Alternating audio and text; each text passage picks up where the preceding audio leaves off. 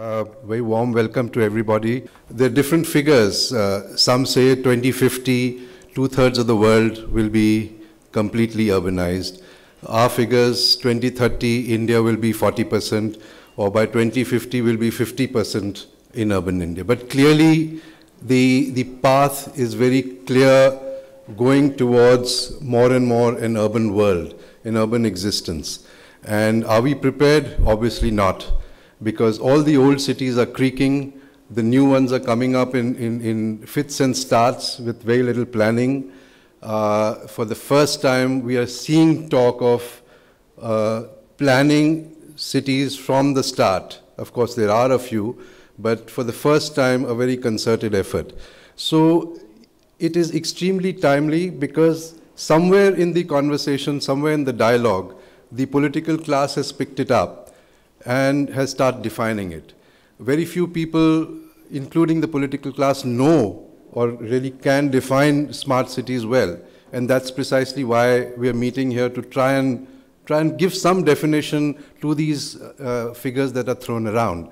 Smart cities, the first big splash, as we know, took place in the last budget when Arun Jaitley Saab sort of pitched it that the country is going to build, the government is going to build 100 smart cities, and an allocation of 7,060 crores was put down to that.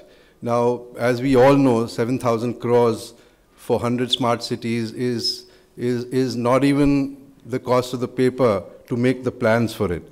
So it was a start, and I'm sure what they were trying to do was to start a debate, to start a discussion on how we go ahead with this. So the world and India moving towards urbanization, most of, say, Brazil and the third world is already 60 or 70% in urban areas. We are learning from that. At the same time, here we are struggling with defining what is urbanization. For instance, smart cities.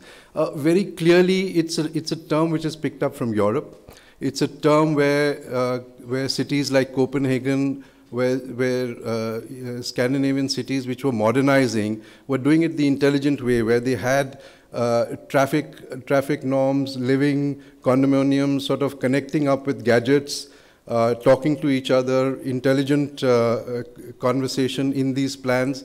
And the term was picked up by various companies which tried to define a very intelligent or a very modern city. Now, can we apply it to India?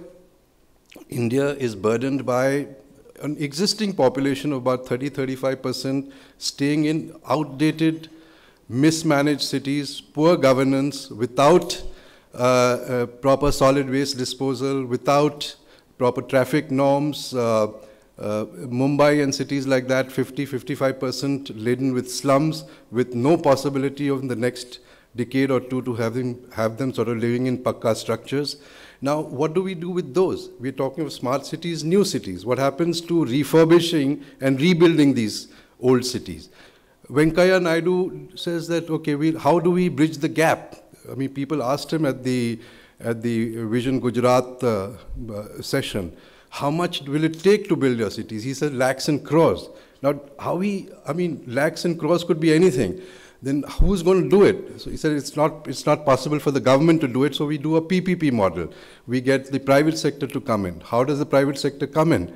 Who raises the funds?